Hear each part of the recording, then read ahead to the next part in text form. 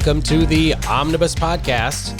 I'm your host, Jeremy Munson, State Representative from District 23B in southern Minnesota. I am so excited this week to sit down with Walter Hudson for most of the hour. He has such great perspective on Minnesota politics. He's a friend. He's been a radio show host for several years.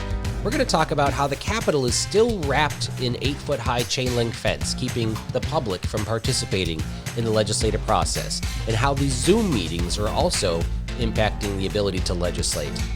We're going to talk about the $1.6 billion projected surplus of money, as opposed to the deficit we thought we had last month, and how lawmakers are scrambling to spend your money.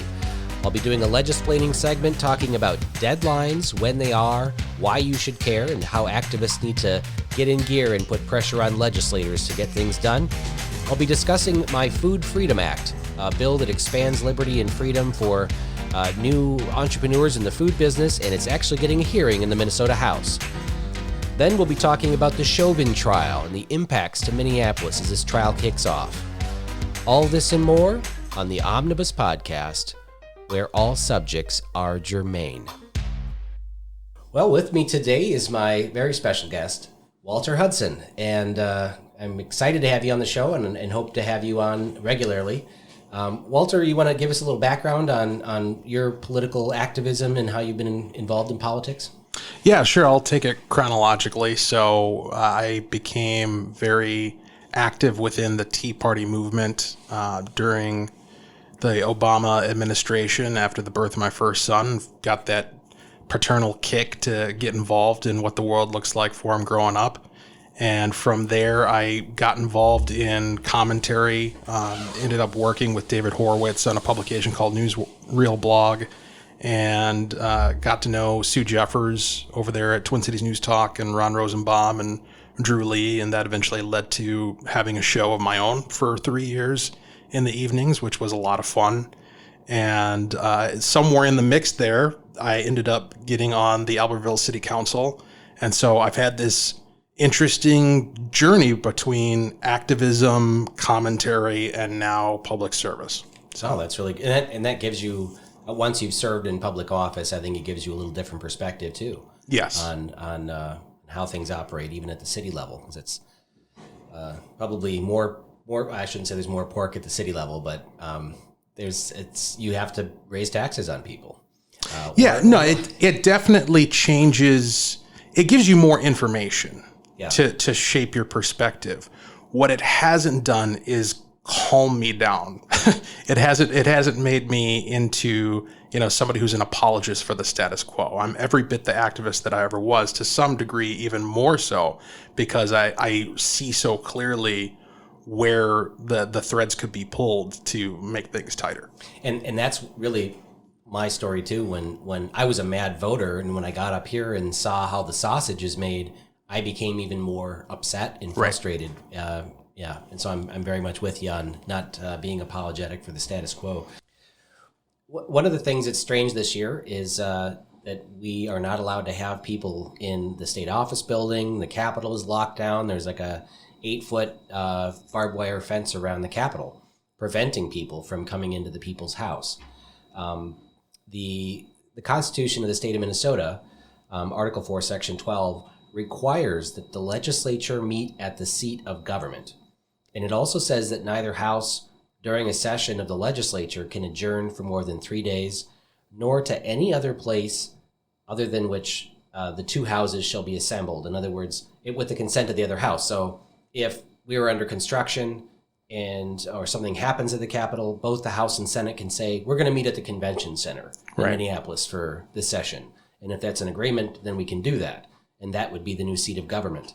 But this idea of Zoom meetings, remote meetings, most of the legislators, zooming in from the golf course or their car or their home or whatever, it prevents people like you from coming to the Capitol to ask for change because we're not here. Right. So, I'm sure you have an opinion on this as well. Well, yeah, I mean, because we've done it at the city level. We have had remote meetings last year. Now they're hybrid, but last year they were entirely remote. And when that was the case, the level of engagement just isn't there. I mean, it goes beyond people not having access to you. That's, of course, problematic. But just you and your role as a public servant being able to engage sincerely and effectively and consistently with the process. It's difficult to do that when you're sitting at your kitchen table or in your office and your kid's running by in the hallway and you got all these distractions and you're physically not there. Being physically there puts you mentally there. And if you're not mentally there, then you're not bringing your A game to the people's business. Yeah, well, that's true. And you know, when you're in committee meetings here at the House, some people look at their phone to read stuff. Some people try to take notes on their phone. But you do realize if people can see you looking at your phone, especially when people are testifying, it shows you're disconnected. Correct. When people are on Zoom and they have their camera off and their microphone muted, you have no idea if they're paying attention. You have no idea if it's even them that are, you know, if it's even the legislator that's on the computer, or if somebody, staff could be covering for them. So people are disconnected. The other thing that's missing is that when I go to committee, and I have a 12 o'clock committee and I show up at 11:45 and get my materials, I meet with other legislators, small talk. Hey, I got a bill that you want to sign on to. We always bring our bills to committee and have people sign on and try to pitch them and, you know, talk to people about them or ask somebody about their bill. Hey, would you be interested in making an amendment to that bill? I like it, but, you know, this would help me better, you know, support it. We're missing that. Right. And the Democrats especially don't give us their cell phone numbers, and they don't answer their phones because they're not at, you know, their office phone. And their emails, you get auto replies, just like the public emailing them, you know, saying, hey, I get a lot of emails. If you're a constituent, I'll respond. So I don't know if they're getting my emails. So there's a major gap. And the only people that have really good access to both sides are the lobbyists. Mm. They're the ones that write half the legislation anyways, but they call and lobby people more easily than other legislators right now.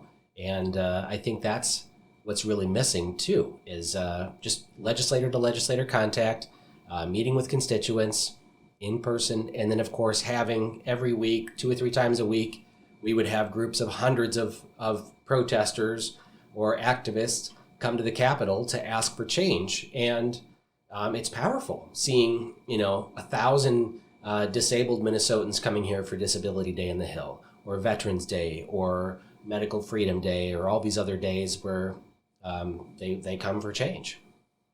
And yet, you know, they're coming to an empty room effectively.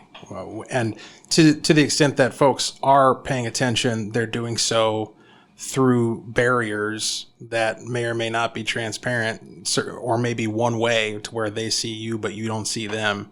And it's just incredibly ineffective and disconnecting, which is a pretty good subtitle for the past year, generally. Yeah. So, I mean, I see everything that we're doing here in the Capitol as not even being lawful, because we do not have a quorum present in the seat of government. We're doing stuff remotely, and it really empowers the management, right? The speaker and the leadership here at the House. They're the ones that are writing the legislation and making the decisions, advancing bills.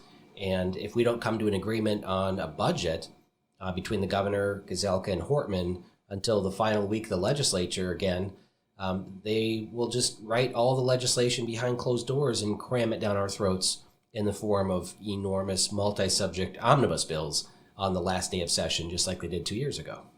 Yeah, that's the thing, is this really kind of pulls back the curtain and removes the veneer from what the situation has been anyway prior to COVID. All of the committee meetings, and I know you've got another topic on the list that's very similar to this when you start talking about the deadlines that you're up against with your bills. All of these committees and the kind of the kabuki theater around hearing a bill and getting a bill through the process and having both houses vote on it and then having the governor sign it, all of that is kind of undermined by the way things end up at the end of the session, which is there's no agreement, so we're going to go into a room, which may or may not be smoky, that has the leadership from both legislative houses and the governor basically deciding what the state's going to do for the next year or 2 years. That is not democracy.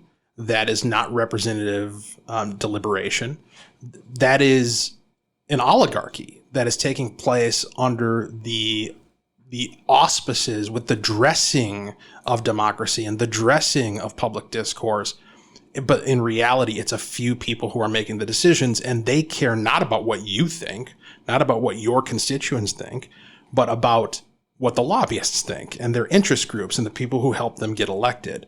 And that's an extraordinarily problematic situation, which, regardless of where you're coming from ideologically or from a partisan perspective, you should be against.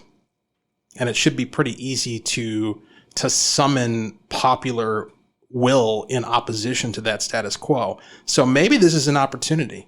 Maybe seeing just the nakedness of the oligarchy under the COVID restrictions and realizing the extent to which this is not actually new.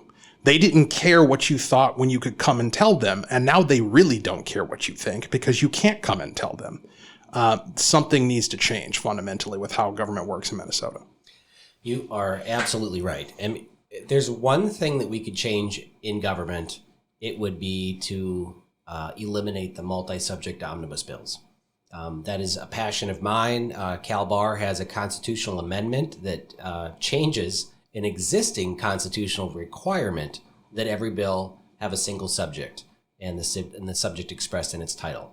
That's already in the Constitution, and the legislature violates it because the courts are fearful of overturning a bill that has gotten to be so big that it shuts down government if they were to overturn it.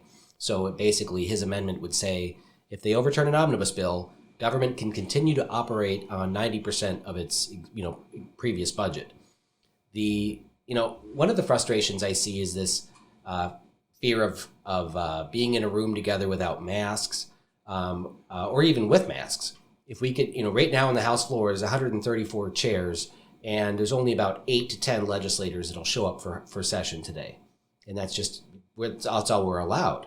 And we require retail workers, food processors, all these other jobs to be in person. Right. They're working there elbow to elbow with people with masks, yet we can't. People ran for office last year knowing the risks of COVID and knowing what the job entailed. And yet they still refuse to show up on the House floor to actually do the people's work.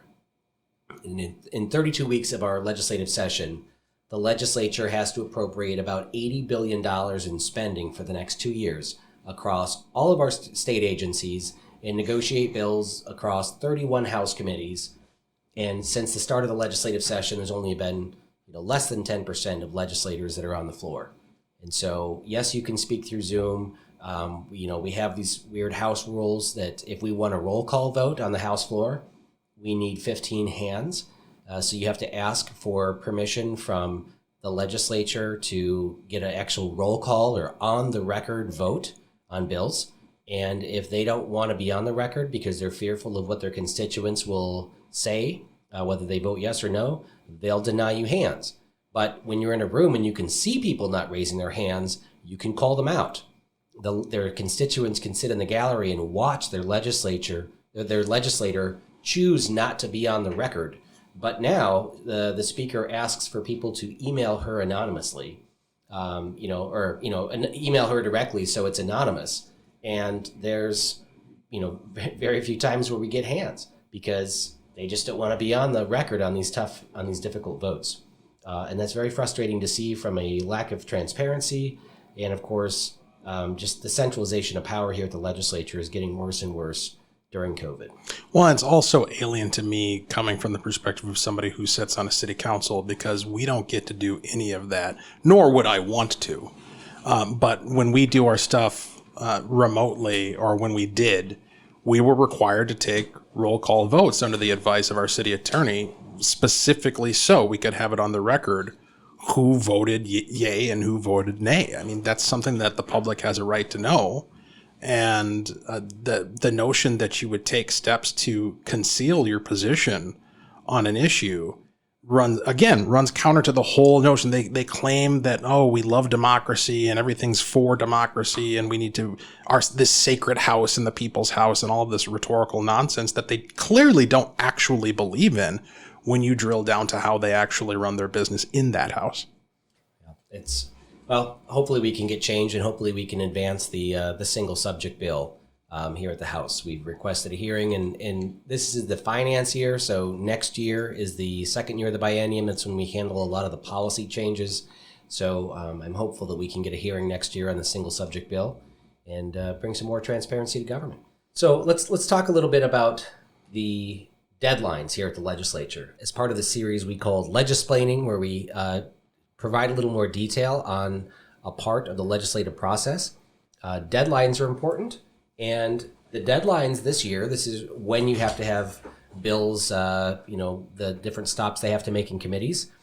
It's important to note that the first deadline is March 12th. That's on Friday. And that is the deadline that you have to have your bill heard in at least one committee in one of the two bodies of the legislature, so the House or the Senate. If you can have your bill heard by March 12th, then you pass the first deadline. The second deadline is the very following week, March 19th. It's a Friday. And that is the time that you have to have your bill through all committees in one of the two chambers. And then the next deadline is 3 weeks later on April 9th. And there is 1 week of Easter break in there, so there's a week the legislature's out of session. That is the third deadline. And that is the date by which your bill has to pass all committees in both chambers. Now, you don't have to go through every committee. You have to go through all the committees that are relevant to your bill. So if you have a bill that's going to change health insurance plan stuff, a new requirement, or get rid of a requirement, it might have to go to health policy. If there's a cost to it, it would go through the health finance committee, and then it would also go through commerce likely. Like those might be 3 committee stops. Or actually this year we've combined the health policy and health finance committee. So it'd be one stop for that and maybe the commerce committee. You'd have to get through both of those committees in the House and whatever committees in the Senate that it's assigned to. And once it's passed those, it would be assigned to the general register for the House floor, the Senate floor. And then you have to request that your bill be brought up for a vote on the House or Senate floor. And of course, pass each chamber. And once it passes each chamber, if the bill's identical, then it goes right to the governor for signature. And if there's any difference between the House and Senate version, then it would go to a conference committee where they would hash it out between just about 6 legislators. And then after the conference committee, they agree on a conference committee report. That bill would come to the House and Senate for a final vote. If you want to avoid a conference committee, if it passes the House, the Senate can take up the House file and vote on it then. So anyways, this is just a process. It's important to know the deadlines. If you are out there advocating for a cause, if you want the shared parenting bill to be heard, know that next Friday is the deadline, that it must get through its first committee in the House or the Senate. That is the deadline that you need to hit. Yep. So if I'm an activist, let's say I'm an activist who's particularly passionate about that bill, about shared parenting, how should I use that information? Who should I be contacting? Should I just be shotgunning, proverbially, the entire list of committees, or should I be precise in terms of who I go after? Yeah, so you can go out to the House website, which is house.mn or senate.mn, and there's a bill search. You can search the bill by words, by the House file number. You would type in HF in the number, or just search by bills. You can search by author or co-author and find the bill. And then when you find the bill, you'll see there's an authors and status link. You click on that, and it tells you who the authors are, and where. And then under the actions, it says which committee it's been assigned to. So you'll see it says introduction and first reading on such and such a date.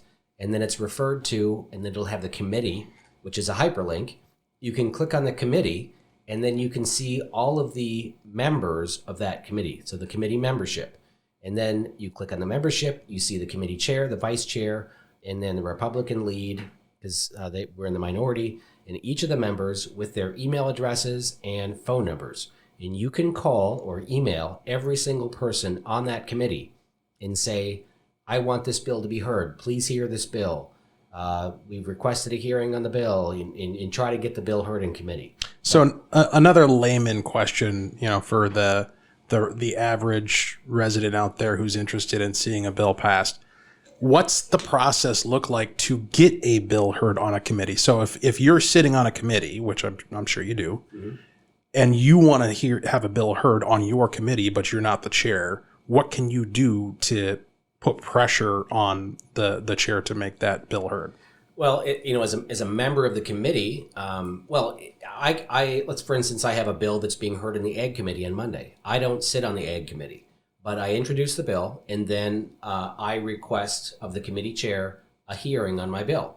And so I know that some of my bills are not going to get through this year, but some of them actually are a viable candidate for becoming law, and in a Democrat-controlled House. And so I request a hearing on the bill, and then the committee chair, accepts my request. That doesn't happen all the time. There's thousands of bills that will be written, and only a couple hundred that'll be heard in all committees. But it's so the bill author requests a hearing. As a member of a committee, if my bill wasn't heard, let's say shared parenting is not going to get a hearing willingly in that committee. So if I'm on the committee, and Representative Mortensen is on the Judiciary Committee, he can take the language of the shared parenting bill and make an amendment to a relevant bill in committee.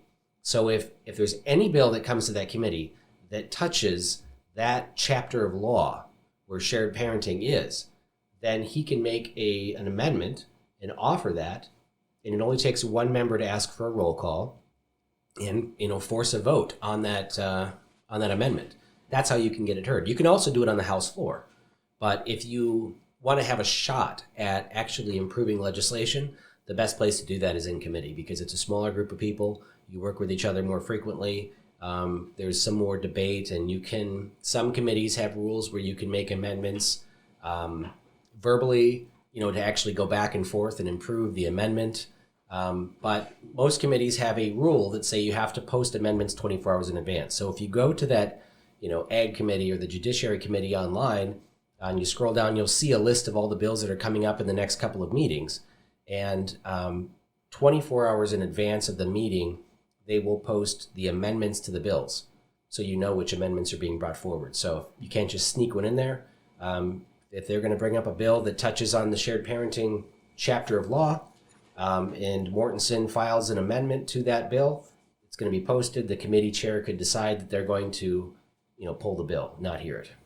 Interesting. Yeah.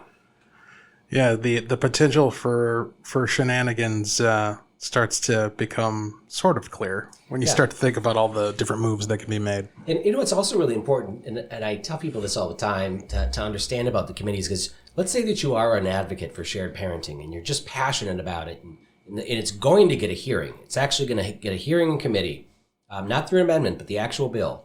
And you get 50 or 100 people to come up to St. Paul, attend the committee in hearing. I've seen people where they print T-shirts and they have signs. I mean, they are rallying support. And they get to the committee, the bill's heard, and there's no vote. See, most bills in committee, if it's the final committee, they don't get a vote. They get laid over for possible inclusion in the committee's omnibus bill. So they hear the bill and they set it aside. And then the last week of session, the committees bring their omnibus bills. The chairs construct this omnibus bill using dozens or hundreds of bills they've heard. They compile them together. They can take out whatever language they want. They can amend stuff all by themselves. And then just the chair, or really the speaker, or leadership. Right. So they construct these omnibus bills and they bring it back to committee for one vote up or down. Wow. And so if you have that bill for Albertville that you've been wanting to get in for, a new highway or an overpass or whatever, right, and the committee puts that in the bill, but then also puts something you don't like, then you're forced to have to vote against the bill that you've always wanted, right? Even though it has a bunch of junk in that bill, right? And then the election tactic is, your incumbent voted against your highway going through town. Isn't he a horrible person? Blah, blah, blah. Yeah. And so that's the basis behind the omnibus bill, is to get legislation through. And you can call it a compromise. This is how we compromise. But at the core of that omnibus bill are dozens of horrible bills that would never have enough votes to pass. And it's the lobbyist pork and handouts from the industry. There's also, the governor has what they call agency bills. So each Department of Health, Ag, whatever, send over bills that they want introduced, and we get them every week here. They get stacks and stacks of them, changes that they want. Some of them are pretty technical, and some of them are kind of just growing government, and they want more authority to do stuff. And so those bills will kind of be heard by some freshman legislator who puts their name on it. They hear the bill, they lay it over, and then they pile a bunch of these agency bills together as well. That's just kind of mind-boggling, because there seems to be an inherent conflict of interest there, that you are people who are paid by the state to do a job on behalf of the constituents, ultimately the taxpayers and residents of Minnesota, and yet you have this direct kind of bat phone, red phone connection to the legislature to get bills heard and potentially passed that benefit your occupation, not necessarily the mission for which you were constructed. That's problematic. Yeah. I'll use the word problematic. It's really disgusting when you see how this happens, how the bills track through. And what's frustrating too is an advocate for shared parenting, I don't know what the House file is, we'll call it House File 100, comes to committee and gets laid over for possible inclusion. If you go to the website and you track the House file, it shows that it was heard in committee, but there's nothing after that. When it comes back in an omnibus bill, it's a different House file number. It's the omnibus bill number. And so there's no way to track the original bills that you like or that you don't like to see where they pop up, because they can come up at any moment in time. And if that bill dies somewhere in the legislative process, like on the House floor, if it gets voted down, that language can be amended onto another bill at any time. It could happen just minutes before it passes. It could be what we call a delete all amendment on the House floor. Mm-hmm. You could take a bonding bill, or you could take a bill for, changing the name of a bridge somewhere, and you could amend it with 1,000 words, 1,000 pages of legislation from healthcare, right, and throw it on there, and then that can pass. So, which undermines any rational justification for the rules up to that point, right? So the whole idea of, in order for an amendment to a bill in committee to be heard, it has to be germane to or affect the same chapter of law as whatever it is that you're amending.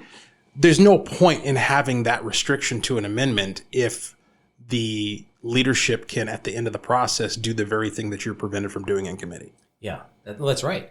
And it's really important to know, too, in this episode of legislating, we're talking about deadlines. That really only applies to the minority and just really the minority. Because when you're in the majority, leadership, the speaker, can introduce legislation, fast track it, and it can bypass all these deadlines. That's important to know. So if you hate a bill and you're trying to stop a bill and you get to the first deadline and it hasn't passed committee yet, you still need to be watching. Right. Because it can pop up at any time. Ugh, man. I'm not sure I needed that particular tour of the sausage factory. Well, it's all part of the process here that not a lot of people talk about, but I want to get more people engaged, everyday citizens tracking legislation. I try to do videos explaining things and bring everybody along for the ride with me so that they can participate. So the odd number year, which is 2021 here, is the finance year at the Capitol. This is where we put all the bills together to create this enormous budget for the state for the next 2 years.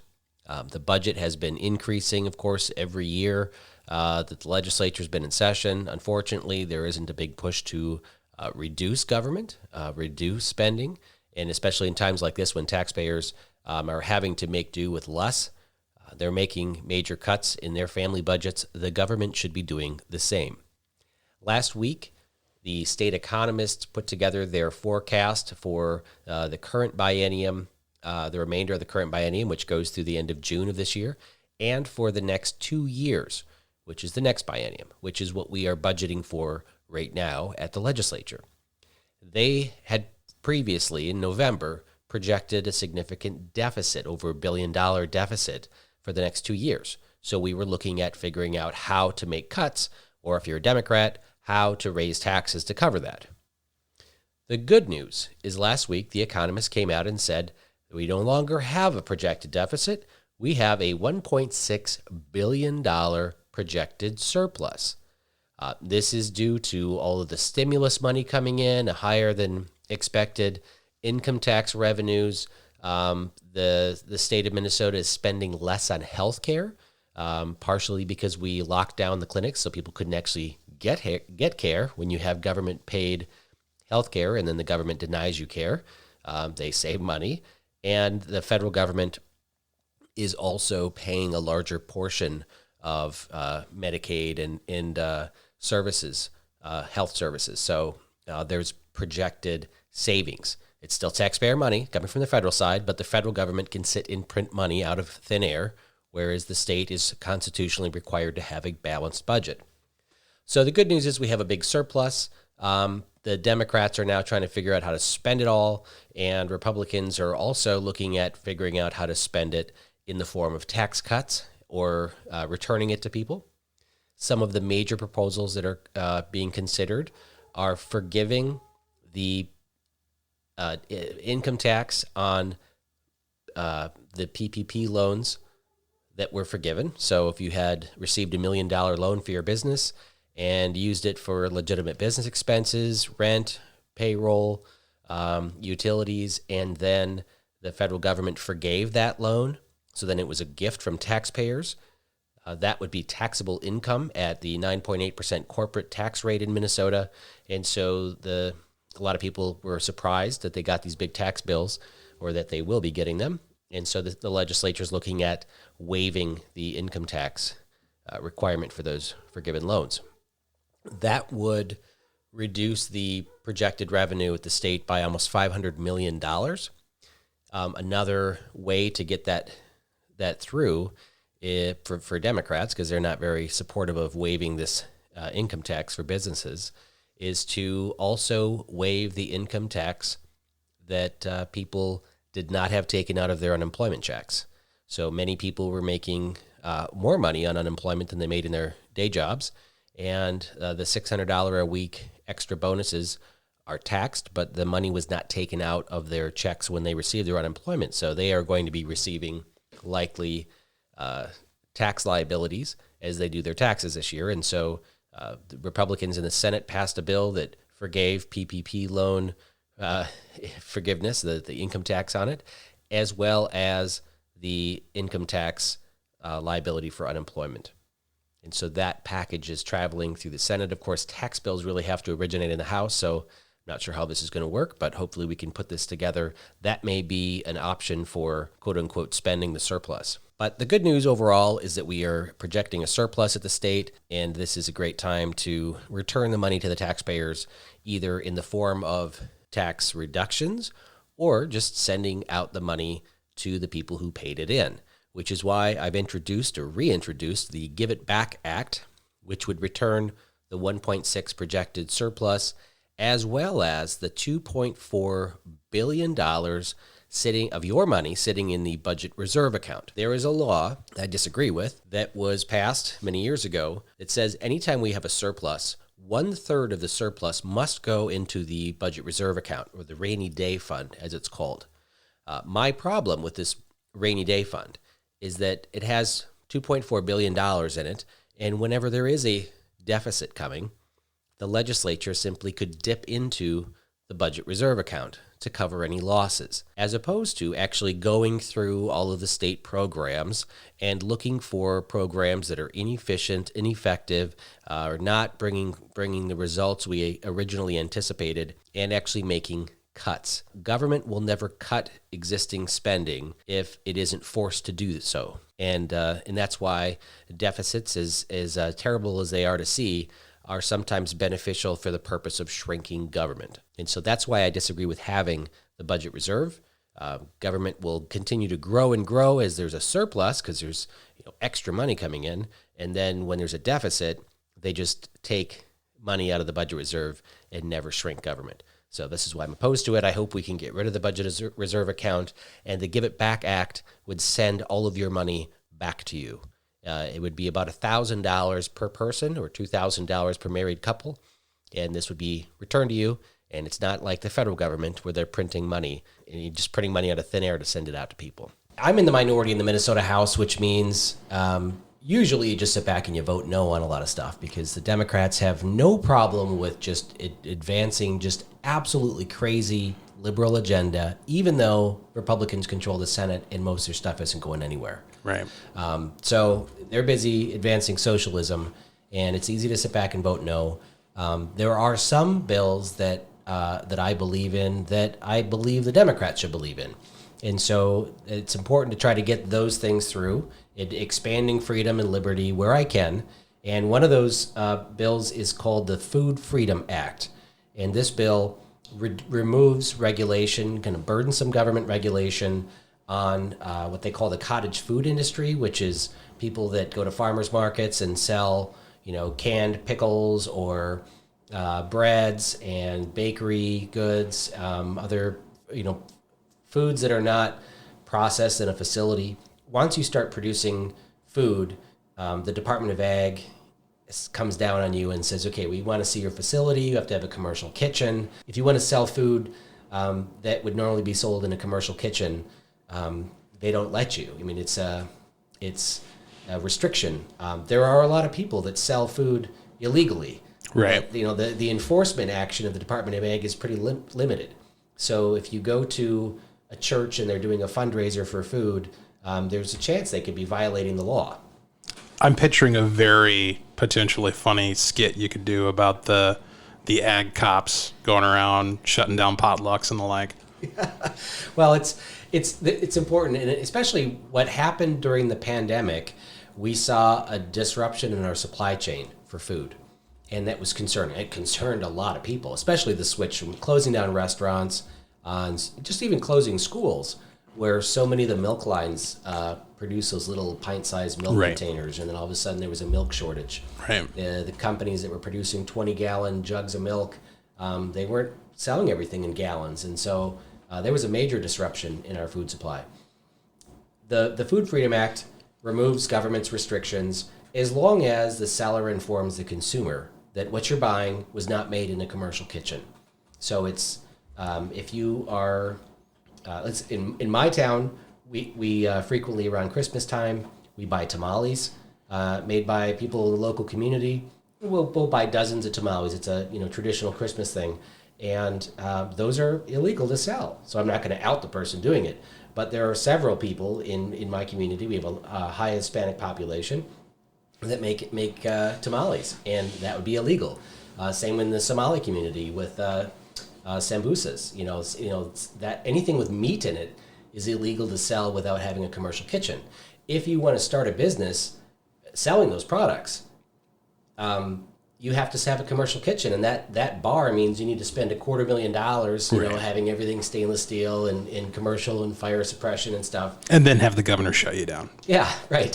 So I want to give people a longer runway to get their business off the ground, especially in the immigrant community where ethnic foods and catering businesses can start up a lot. And so this bill, especially if I talk about the immigrant community in the Democrat House, that target that. But of course, this helps farmers sell food directly, farmers markets, and it's a great bill. And so they've given me a hearing on Monday, and I'm pretty excited about that.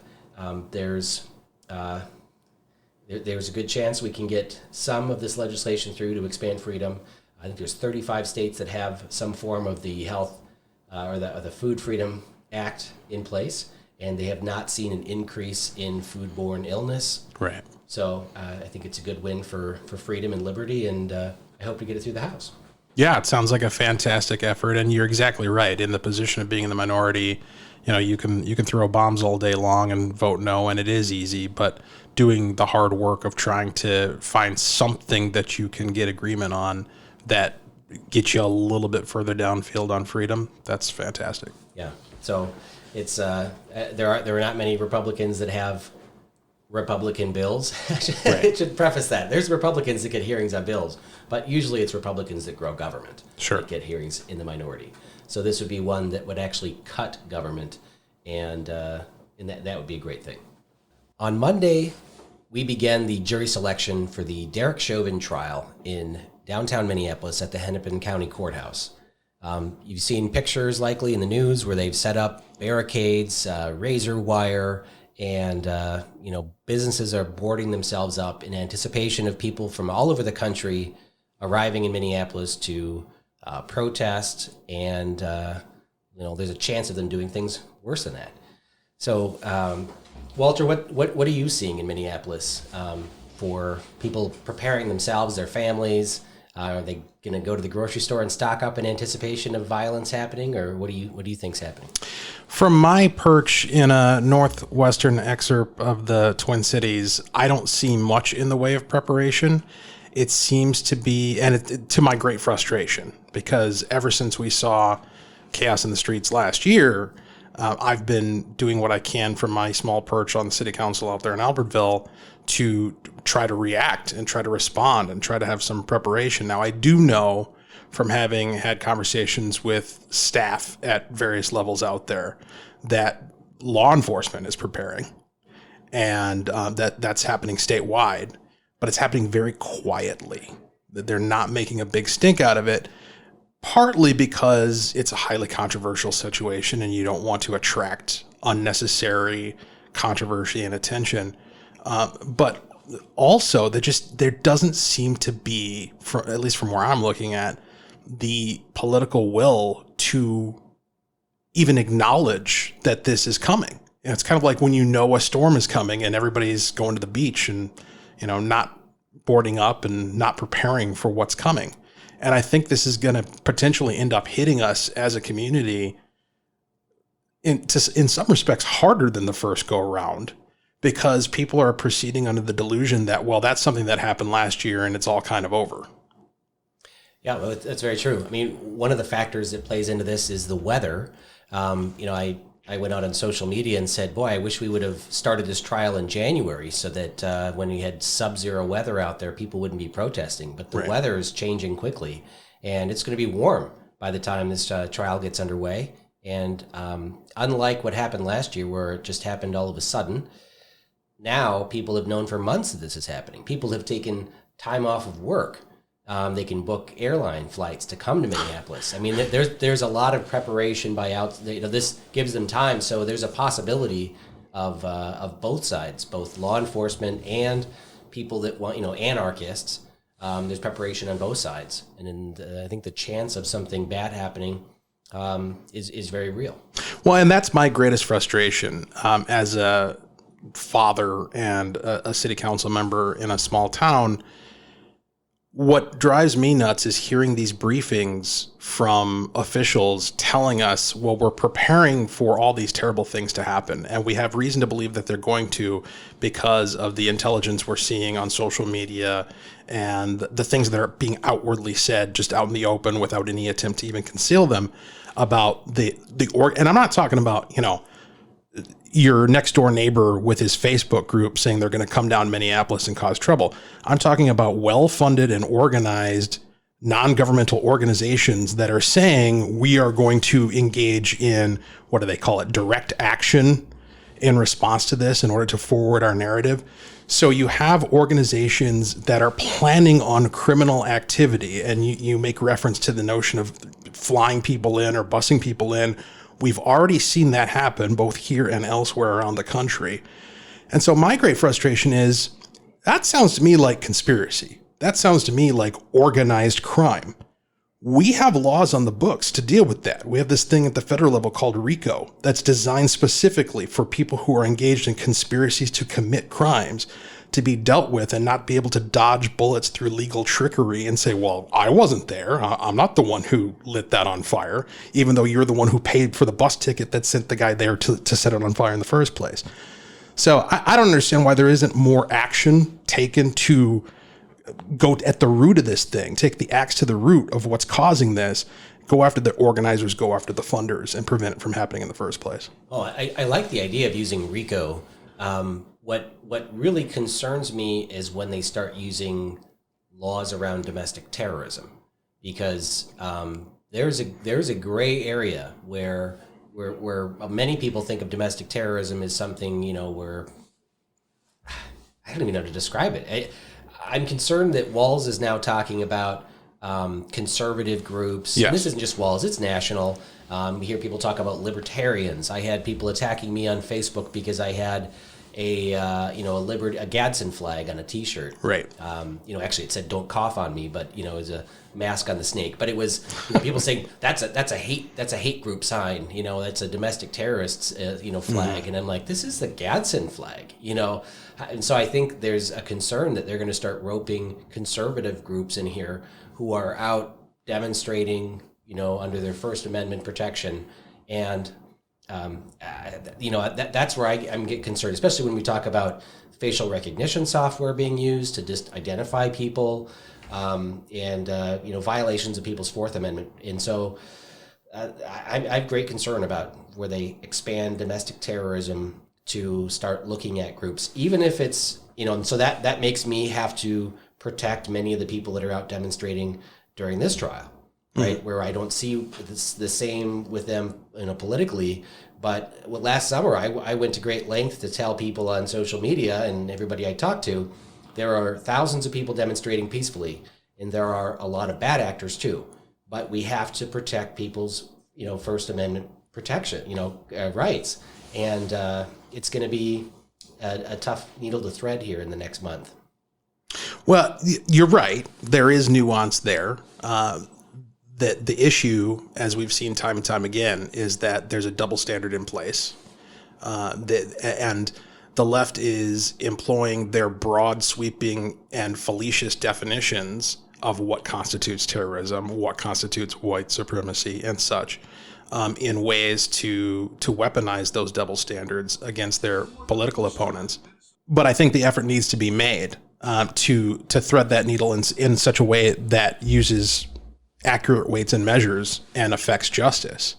That seems to be what's really missing, is when people think in terms of the First Amendment and protest, and it's all contextual and it's all partisan. It's, well, do I agree with these people or not? And then you decide whether or not what they're doing is covered by the First Amendment or not, as opposed to just looking at it objectively and conceptually as, well, this is the type of behavior and these are the types of venues and these are the types of activities that are covered under the First Amendment, and these are the sorts that aren't, period, regardless of who's engaged in those activities or that speech. Yeah, and so because we're here at the Capitol, it's important to talk about some legislation. There's House File 445, which is the State Aid for Emergencies, or SAFE Act. This is the $35 million of all taxpayer money thrown into a perpetual account to be used for basically riot control, where Minneapolis saw a need to bring in police from all over the state to assist them last year. And there's already some mutual aid agreements in place where they can reimburse rural police departments, but Minneapolis doesn't want to have to do that again. So they're asking all taxpayers to pay to protect their city. And a lot of people in rural Minnesota have some heartburn about using money like this to pay for police in the city, because I think a lot of people in rural Minnesota think that Minneapolis is doing this to themselves, especially if they can just sit back and kind of more or less let it happen. I think it gave a lot of people heartburn. So the SAFE Act was brought to the House floor. It also includes some policies to restrict what police can do. And so a lot of police officers see going to Minneapolis to help out, from a rural police department, going to Minneapolis to help out is the fastest way to end their career, because they're going to be forced to stand there and have stuff thrown at them and not be able to respond. Yep. And so the SAFE Act came to the House floor. They were going to vote on it, and then they tabled it. They brought it up again, and it failed. And so they quickly moved to reconsider the bill and laid it on the table. So now it sits on the House floor ready to be voted on again.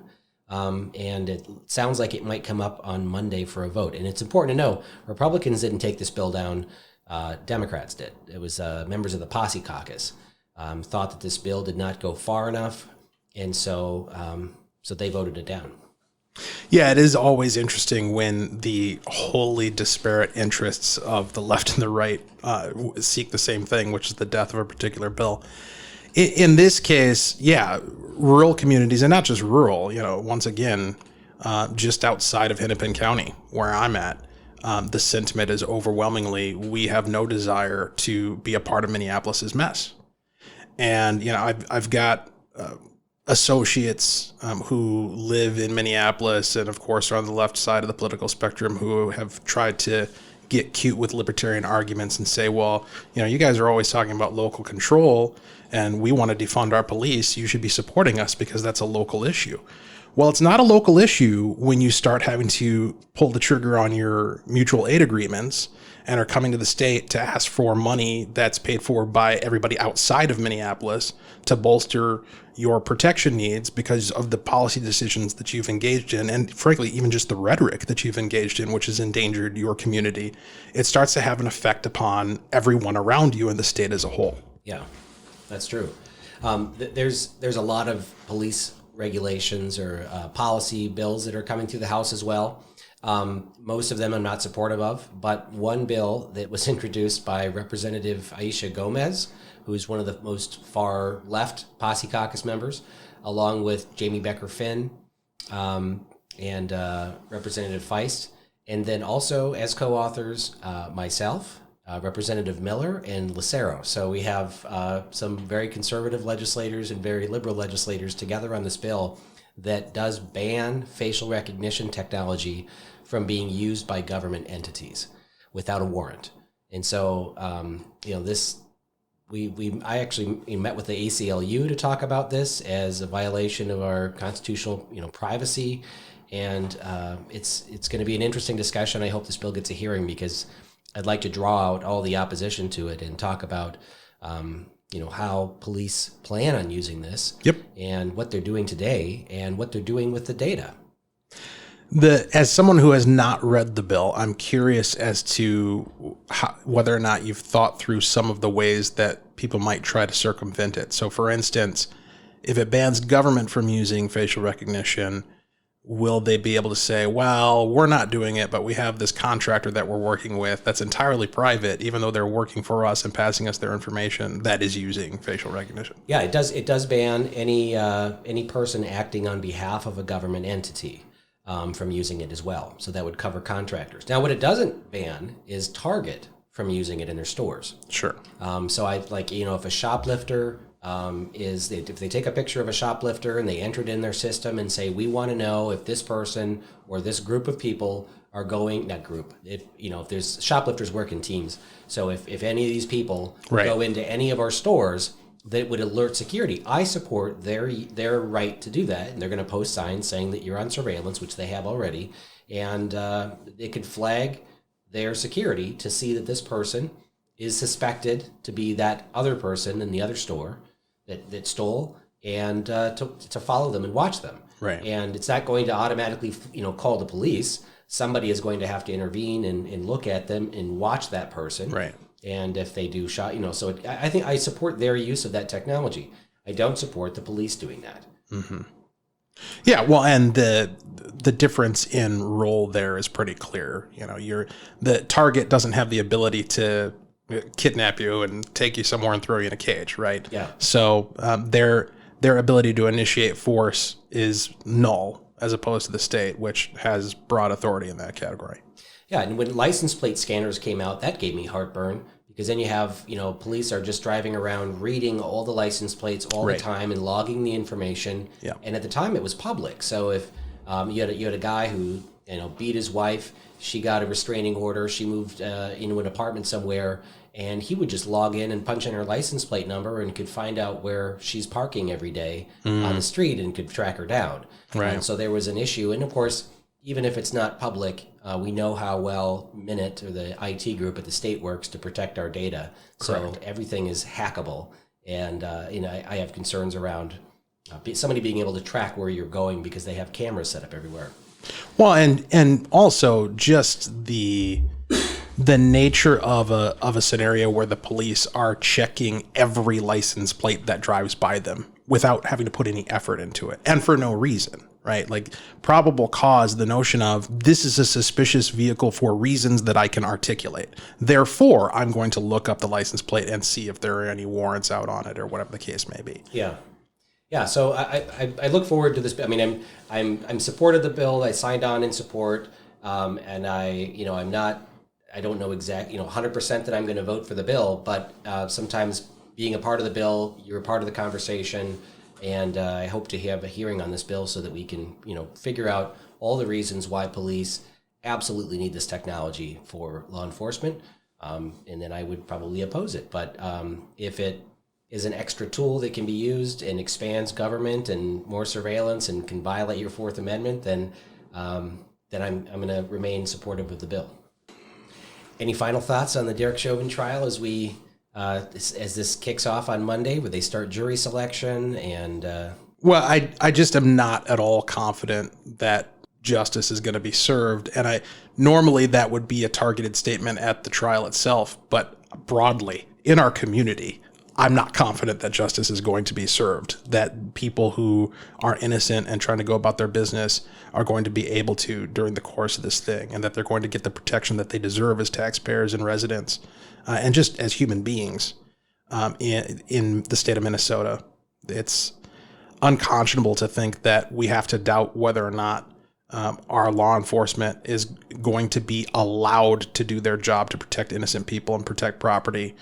But we've seen ample evidence that safety is not guaranteed. Yeah. We've talked about the trial, but do you think that Ellison is partially at fault for the violence that happened last year because he overcharged and didn't disclose information that was important to the case? That may be the case. I certainly believe that Ellison will be culpable in any violence that takes place now, because by putting up charges that are more difficult to secure and that the evidence didn't exist to support, he's all but guaranteeing an acquittal, which we know is going to result in something getting burned down. Okay, yeah. So last week, Fox 9 News in Minneapolis posted an article with a headline that says, Minneapolis Lowry Avenue Bridge lit up Sunday to honor Black History Month. They did this on the last day of February in honor of Black History Month. It's cool, and I don't know why they didn't do it the entire month, but I commented on there because they used the words "lit up," and I said, I hope we can take a month off from lighting things up in Minneapolis. Now there was people that hated my comment, that loved my comment. I think I actually wrote that because of the Derek Chauvin trial taking place in the month of March, that maybe we should not be lighting things up. I hope we can take a month off from lighting things up. It was my way of asking for calm. Well, and here's the thing, regardless of whether you loved or hated the comment, you understood it. Like, you knew exactly what was being referred to. And the fact that you knew is the reason why you're having the reaction that you're having, one way or the other. Well, I don't know if it was really clear, because a lot of people responded to my comment saying I think we should take a month off of lighting things up, meaning illuminating bridges in the month of Black History, because they thought Sure. Oh, Munson doesn't think we should be celebrating Black History Month. I see. So I think some people misunderstood it, but yeah, it created a lot of controversy on their page. I think there's 100 comments on it, and almost 300 people reacting to it. And there was some screenshots put out on Twitter and people attacking me, but just one simple comment, and I thought I was just asking for calm and hoping we don't have fires and things being lit up in Minneapolis. But sometimes it's difficult for people to weigh in on this without creating controversy, especially on social media, where you can't see humor or people's comments can be taken out of context. And a little controversy is what I call effective constituent engagement. It's fine. Yeah. You'll be okay. Well, on that same note, I put a Facebook poll out yesterday in regards to Dr. Seuss being kind of canceled. And it said, which doctor gives you better advice, Dr. Chauvin or Dr. Seuss? I saw that. I've done polls like this before, sometimes out of humor. I've done gun control polls. And the liberals like to take these polls and share them amongst liberal groups. Right, to get the result they want. Yeah, so it's kind of like, or they use like some kind of bot or whatever.